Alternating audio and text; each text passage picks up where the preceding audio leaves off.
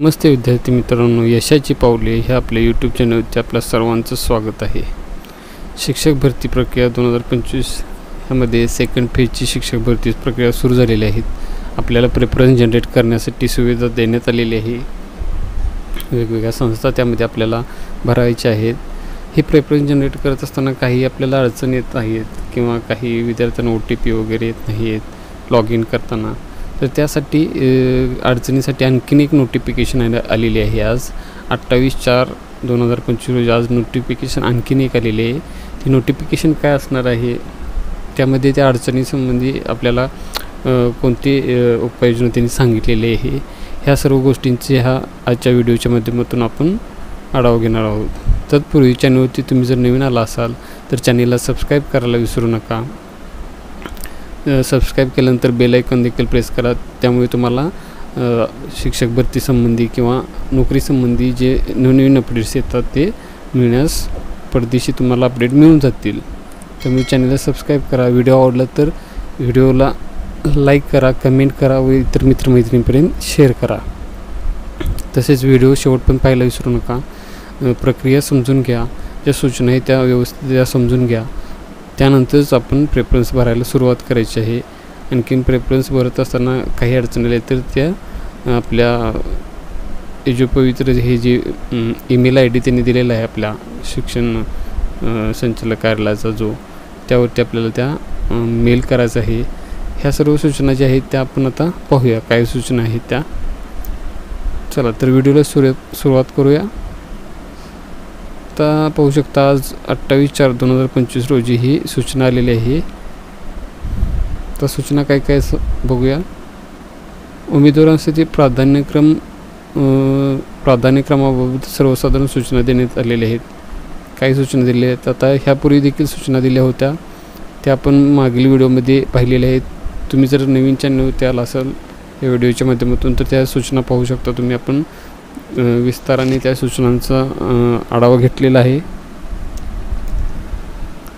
आता सूचना काय पाहूया तर शिक्षक अभियोग्यता चाचणी 2022 दुसरा टप्प्यानुसार पवित्र पोर्टलमार्फत शिक्षक पदभरतीसाठीच्या रिक्त जागांसाठी प्राधान्यक्रम जनरेट व लॉक करण्याबाबत सूचना दिलेल्या आहेत त्या।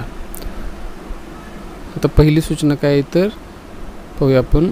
पहिली सूचना त्यांनी सांगितली आहे की दिनांक 24/4/2025 रोजी देण्यात आलेल्या सूचनांनुसार उमेदवारांना प्राधान्यक्रम जनरेट करण्याची व लॉक करण्याची सुविधा दिनांक 25/4/2025 ते दिनांक 2/5/2025 या कालावधीत उपलब्ध करून देण्यात आलेली आहे। आता 24 तारखेला जी सूचना आली होती त्याबद्दल आपण डिटेलमध्ये व्हिडिओ बनवलेला आहे, त्यामध्ये सर्व सविस्तरपणे आपण माहिती घेतलेली आहे, कशा पद्धतीने आपण प्रेफरन्स लॉक करायचे आहेत ती सर्व माहिती आपण त्या व्हिडिओच्या माध्यमातून पाहिलेली आहे। जर तुम्ही तो व्हिडिओ पाहिला नसेल तर तो व्हिडिओ चॅनलवरती जाऊन पाहू शकता। डिटेलमध्ये त्यामध्ये माहिती देण्यात आलेली आपल्यामार्फत। आता हे प्राधान्यक्रम जनरेट करत असताना काही विद्यार्थ्यांना अडचणीत आहेत। आपल्या कमेंटमध्ये किंवा मला देखील विद्यार्थी संपर्क साधून त्या अडचणी विचारत आहेत। शक्यतो बऱ्यापैकी विद्यार्थ्यांचे कॉमन अडचणी आहेत, त्याबद्दल त्यांनी ह्या सूचना दिलेल्या आहेत। तर आता काय बघा, दुसरी सूचना प्राधान्यक्रम जनरेट करणे, लॉक करणे इत्यादीबाबत काही तांत्रिक अडचणी उद्भवल्यास उमेदवारांनी ejupavitra2022@gmail.com या ईमेलवर संपर्क साधता येईल असेही सूचनेत आले आहे। त्यानुसार उमेदवारांकडून प्राधान्यक्रमाबाबत येणाऱ्या अडचणीबाबतचे ईमेल प्राप्त होत आहेत। आता ह्यामध्ये त्यांनी काय सांगितले तर बऱ्यापैकी विद्यार्थ्यांना अडचण येत आहेत आणि हा जो ईमेल दिलेला आहे त्यावरती विद्यार्थ्यांचे ईमेल येत आहेत, त्यांना प्राधान्यक्रम जनरेट करण्याबाबत किंवा लॉक करण्याबाबत काही तांत्रिक अडचणी उद्भवत आहेत। आता त्या कोणकोणत्या तांत्रिक अडचणी आहेत पाहूया। तुम्हाला देखील त्या अडचणी येत असतील तर ह्या पद्धतीने तुम्ही त्या सॉल्व्ह करायच्या आहेत। आता पहिली अडचण कोणती येत आहे बऱ्यापैकी विद्यार्थ्यांना, तर ज्या उमेदवारांना OTP मिळण्यात अडचण येत आहेत अशा उमेदवारांनी ते वापरत असलेल्या ब्राउझरची हिस्ट्री किंवा कॅचे क्लिअर करावी। त्यानंतरही समस्येचे निराकरण न झाल्यास इन्कॉग्निटो विंडो, प्रायव्हेट विंडोचा वापर करावा। म्हणजे आता बऱ्यापैकी विद्यार्थ्यांना लॉग इन करतानाच OTP येत नाही किंवा प्राधान्यक्रम जनरेट केल्यानंतर देखील आपल्याला OTP येत असतो कन्फर्मेशनसाठी, तो देखील OTP येत नाही आहे. तर आता हा OTP बऱ्यापैकी विद्यार्थ्यांना येत नाही, त्याबद्दलचे ईमेल त्यांना प्राप्त झालेले आहेत. आता ह्यावरती उपाय त्यांनी काय सुचवलं आहे, तर तुमची ब्राउझर हिस्ट्री तुम्ही क्लिअर करायची आहे किंवा कॅचे क्लिअर करायचं आहेत. आणि त्यानंतर देखील जर OTP येत नसेल तर तुमचा इन्कॉग्निटो विंडो जी आहे ती त्याला प्रायव्हेट विंडो असे म्हणतात, ती त्याचा वापर करायचा आहे. आता मी हे PC वरती तुम्हाला दाखवत आहे, परंतु मोबाईलवरती देखील पुढे तुम्हाला दाखवणार आहे कशा पद्धतीने आपण आपली ब्राउझिंग हिस्ट्री क्लिअर करायची किंवा कॅचे क्लिअर करायचे. काही विद्यार्थी मोबाईलवरती भरत असतील, काही विद्यार्थी PC वरती किंवा त्यांच्या लॅपटॉपवरती भरत असतील. तर तुम्ही कशा पद्धतीने करायचं ही प्रोसेस आपण पाहूया. आता मी पहिल्यांदा PC वरती कसा करायचं ते तुम्हाला दाखवतो, त्यानंतर थोड्या वेळाने मोबाईलवरती कशा पद्धतीने आपण हिस्ट्री क्लिअर करायची किंवा इन्कॉग्निटो विंडो कशा पद्धतीने ओपन करायची ते आपण पाहायचं आहे. आता कशा पद्धतीने इन्कॉग्निटो विंडो ओपन करायची किंवा हिस्ट्री क्लिअर कशा पद्धतीने करायची पहा. तर आता इथं या ठिकाणी तुम्ही पाहू शकता की हिस्ट्रीमध्ये जायचं तुम्ही, त्यानंतर हिस्ट्रीमध्ये जाऊन परत इथं हिस्ट्रीला क्लिक करायचं आहे. हिस्ट्रीला क्लिक केल्यानंतर इथे पाहू शकता तुम्ही, तर डिलीट ब्राउझिंग डाटा म्हणजे तुमची पूर्ण हिस्ट्री तुम्ही इथे क्लिअर करून घ्यायची आहे. आता असं एक पॉपअप विंडो येईल, त्यानंतर इथे सूचना आहे बघा डिलीट डाटा म्हणून, तर त्या ठिकाणी तुम्ही क्लिअर करू शकता. परंतु इथे देखील तुम्हाला क्लिक करायचं आहे.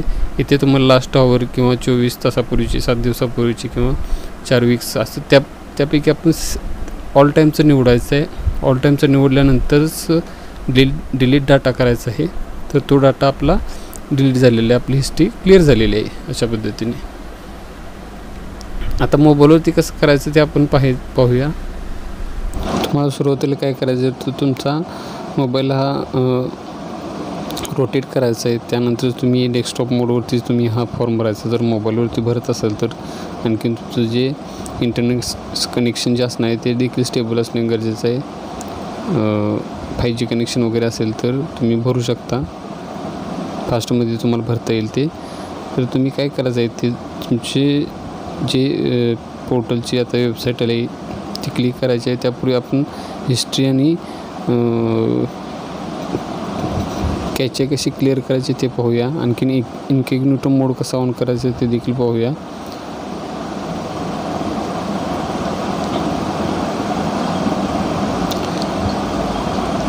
इथे पाहू शकता की हिस्ट्री जिथं आहे, हिस्ट्री क्लिअर करायची आपल्याला. हिस्ट्रीसोबत आपले जे कॅचे ते देखील क्लिअर होऊन जातं.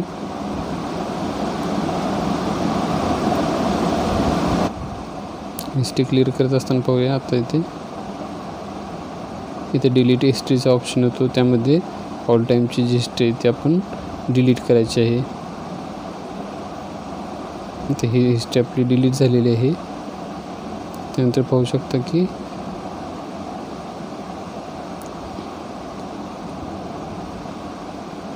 इन्कॉग्निटो मोडमध्ये आपण ओपन करायचं आहे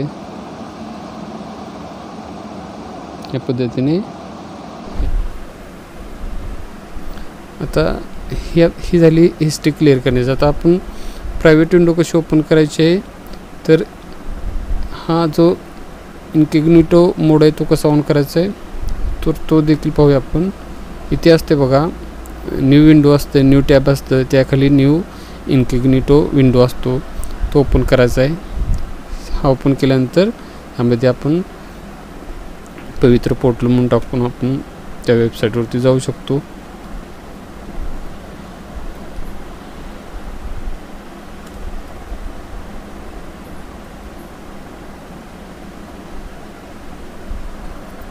आता पाहू शकता इथे जाऊन मग तुम्ही ही माहिती तुमची भरायची आहे. असे जाऊन परत मग ह्या वेबसाईटवरती आपण जाऊन मग आपण लॉग इन करून इथे आपली माहिती वगैरे भरू शकतो, आणखी प्रेफरन्स जनरेट करू शकतो. ही इन्कॉग्निटो विंडो झाली. आता आपण परत आपल्या डेस्कटॉपवरती येऊया. त्यानंतर पाहूया पुढची सूचना काय आहे.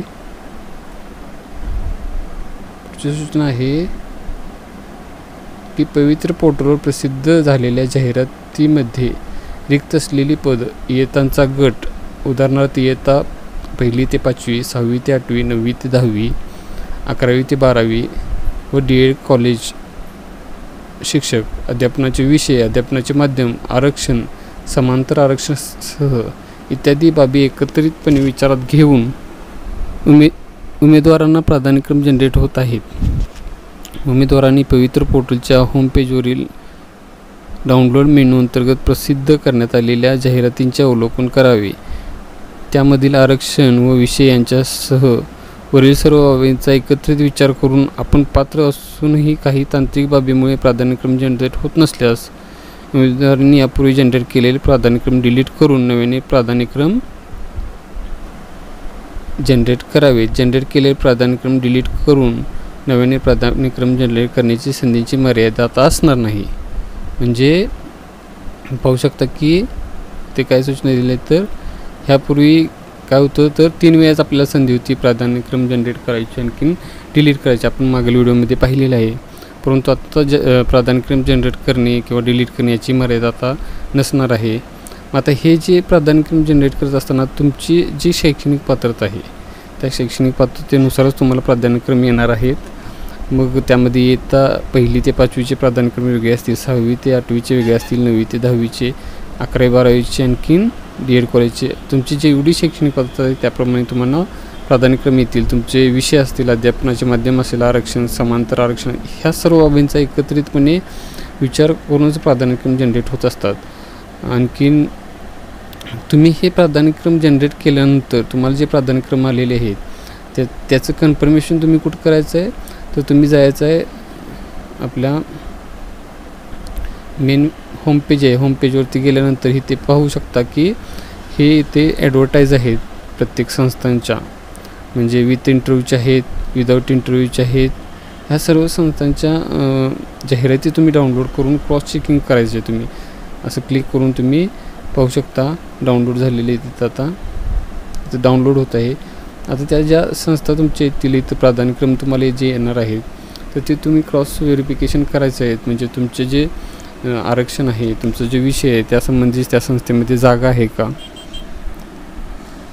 त्यासंबंधी त्या संस्थेमध्ये जागा रिक्त आहे का, ह्याचं क्रॉस व्हेरिफिकेशन तुम्ही करायचं आहे। कारण का काही टेक्निकल इश्यूमुळे चुकू शकतो जनरेशन प्राधान्यक्रम जनरेट व्हायला। कॅटेगरीच्या विद्यार्थ्यांना ओपनच्या वगैरे जागा येऊ शकतात किंवा ओपनच्या विद्यार्थ्यांना कॅटेगरीच्या जागा येऊ शकतात। अशा पद्धतीने तुम्ही क्रॉस व्हेरिफिकेशन करूनच तुम्ही ते प्राधान्यक्रम द्यायचे आहेत, भरायचे आहेत, फिल करायचे आहेत, त्यानंतरच तुमची प्रोफाईल लॉक करायची आहे असं त्यांनी या ठिकाणी सांगितलेलं आहे। त्यामुळे तुम्ही व्यवस्थित त्या फॉर्म भरा, प्राधान्यक्रम जनरेट करून लॉक करा। हे तुमच्या अडचणी असतील तर मला देखील कमेंट करू शकता। शेवटची सूचना काय पाहूया तर शेवटची सूचना आहे की यानंतर ही प्राधान्यक्रम जनरेट करणे, लॉक करणे इत्यादी बाबतीत काही तांत्रिक अडचणी उद्भवल्यास उमेदवारांनी आपल्या TIT ID, नाव, जात संवर्ग, जन्मदिनांक तसेच समस्या येत असलेल्या जाहिरातीचा तपशील नमूद करून edupavitra2022@gmail.com या ईमेलवर संपर्क साधता येईल। म्हणजे काय तर आता हे ज्या तिने अडचणी सांगितलेल्या ह्या अडचणी व्यतिरिक्त देखील तुमच्या काही अडचणी येत असतील तर तुम्ही ह्या ईमेल ID वरती डिटेलमध्ये माहिती पाठवायची। डिटेलमध्ये म्हणजे तुमचा तो TITचा जो ID आहे, सेट TIT म्हणून जो असतो पुढे नंबर असतो तो ID, तुमचं नाव लिहायचं आहे त्या मेलमध्ये, पूर्ण डिटेलमध्ये मेल तयार करायचा आहे आणि त्यानंतर जात संवर्ग, जन्मदिनांक, तुमचा कॉन्टॅक्ट नंबर असेल तर तो देखील टाका। आणखीन पूर्ण तपशील त्या जाहिरातीचा, आणखीन तुमची जी समस्या येत आहे ती समस्या डिटेलमध्ये लिहायची आहे, मराठीमध्ये लिहा, काय अडचण नाही। तर त्या अडचणी तुम्ही मेल करायचे आहेत आणि मेल केल्यानंतर तुम्ही तुमच्या आउटबॉक्समध्ये जाऊन चेक करायचं आहे, सेंट मेसेजमध्ये जाऊन चेक करायचं आहे मेलवरती व्यवस्थितरित्या सेंड झालेला आहे का किंवा आउटबॉक्समध्येच राहिला आहे का, अशा पद्धतीने तुम्ही त्या तुमच्या अडचणी सेंड करायच्या आहेत। मग त्यावरती तुम्हाला त्यांच्याकडून रिप्लाय येईल। तरी देखील रिप्लाय नाही आला तर तुमच्या जवळ असलेले जे शिक्षण अधिकारी कार्यालय वगैरे आहे तिथे देखील जाऊन तुम्ही भेट देऊ शकता। अशा पद्धतीने ह्या सूचना आलेल्या आहेत आणखीन तुम्ही प्राधान्यक्रम व्यवस्थितरित्या जनरेट करा. जनरेट केल्यानंतर क्रॉस व्हेरिफिकेशन करा त्या संस्थेमध्ये, त्या आपल्या पदाची किंवा आपल्या अध्यापन विषयाचे माध्यमाची आरक्षण आपलं जे आहे त्या आरक्षणाची जागा आहे का, किंवा समांतर आरक्षण वगैरे आहे त्याची जागा आहे का, हे सर्व चेक करायचं आहे. तुम्हाला जेवढ्या येत त्यांना अप्लाय करायचं आहे त्या करू शकता. ह्यापूर्वीच्या ज्या सूचना दिल्या आहेत त्या पद्धतीने. तुम्ही जर आता ह्यापूर्वी जर पहिल्या पेजमध्ये सिलेक्ट झाला असेल तर तुम्ही समजा 1 ते 5 वर्गासाठी सिलेक्ट झाला असेल तर तुम्ही वरच्या वर्गांसाठी अप्लाय करू शकता. आता तुम्ही 1 ते 5साठी आता अप्लाय करू शकणार नाही. आता येणाऱ्या नेक्स्ट जी अभियोग्यता चाचणी आहे त्यामध्ये तुम्ही सहभाग घेऊन पुन्हा अप्लाय करू शकता पुढच्या शिक्षक भरतीमध्ये, परंतु आता तुम्ही त्यामध्ये सहभाग घेऊ शकत नाही. अशा पद्धतीने प्राधान्यक्रम जनरेट करण्यासाठी आणि डिलीट करण्यासाठी आता त्यांनी म्हणजे जे 3 ज्या संधी दिल्या होत्या त्या वाढवलेल्या आहेत. तुमचे जर आता प्राधान्यक्रम चुकलेले असतील तर तुम्ही डिलीट करा. मी ह्यापूर्वीच्या व्हिडिओमध्ये देखील सांगितलेलं की तुम्ही एक वही घ्या, त्यावरती तुमचे प्राधान्यक्रम जशा पद्धतीने आलेले आहेत विथ इंटरव्ह्यूचे वेगळे करा, विदाऊट इंटरव्ह्यूचे वेगळे करा. आणखीन तुम्हाला कुठलीही जी संस्था सोयीस्कर असेल त्या संस्था पहिला लिहायचे, म्हणजे त्याचा नंबर जो असेल तो लिहायचा आहे आणि तो नंतर तुम्ही जनरेट केल्यानंतर तुम्ही जे फिल करायचं आहे त्या नंबर वाईज सिक्वेन्स तुम्ही लावायचं आहे, त्यामध्ये ते भरायचं आहे. आणखी तुमच्या ज्या संस्था ज्या आलेल्या आहेत त्यांचं क्रॉस व्हेरिफिकेशन करा, आपल्या अध्यापनाचे विषय वगैरे सगळं. त्यानंतर तुम्ही लॉक करायचं आहे प्रेफरन्स. अशा पद्धतीने ह्या तुमच्या शंकांचं निरसन होऊ शकतं. बाकी तुम्ही चॅनलवरती जर नवीन आला असाल, व्हिडिओ तुम्हाला आवडला असेल तर व्हिडिओला लाईक करा, चॅनलला सबस्क्राईब करा. तुमच्या काही शंका असतील तर कमेंट करा. व्हिडिओ कसा वाटला ते देखील कमेंट करून सांगू शकता. आणखीन तुमच्या मित्रमैत्रिणींपर्यंत व्हिडिओ शेअर करा. तसेच ह्या शिक्षक भरती प्रक्रियेमध्ये आता जे प्रेफरन्स जनरेट करण्याचं काम आहे त्याबद्दल देखील एक व्हिडिओ मी बनवून टाकणार आहोत. तो देखील व्हिडिओ आता तुम्ही पाहू शकता. पुढील व्हिडिओ तो असणार आहे. तसेच शिक्षक अभियोग्यता चाचणी जी आहे त्याबद्दलचा देखील व्हिडिओ मी बनवलेला आहे, तो देखील पाहून घ्या. त्या शिक्षक अभियोग्यता चाचणीचा फॉर्म कशा पद्धतीने भरायचा मग तुम्ही लॅपटॉपवरती भरू शकता किंवा मोबाईलवरती भरू शकता. त्याचा देखील एक डेमो व्हिडिओ मी बनवून टाकणार आहे, तो देखील तुम्ही पाहू शकता. त्यामुळे चॅनलला सबस्क्राईब करायला विसरू नका. तसेच जर तुम्हाला वेगवेगळे अपडेट्स लवकर पाहिजे असतील तर तुम्ही आपलं जे टेलिग्राम चॅनल आहे त्याची लिंक मी डिस्क्रिप्शन बॉक्समध्ये देत आहे. त्यावरती देखील आपण वेगवेगळे अपडेट्स देत असतो किंवा नोटिफिकेशन देत असतो, माहिती देत असतो. त्यामुळे ते टेलिग्राम चॅनल देखील तुम्ही सबस्क्राईब करा. आणखीन त्याचे टेलिग्राम चॅनलवरती जे PDF वगैरे येतात ते देखील मी वेगवेगळे टाकत असतो. त्यामुळे टेलिग्राम चॅनल देखील सबस्क्राईब करायला विसरू नका. धन्यवाद.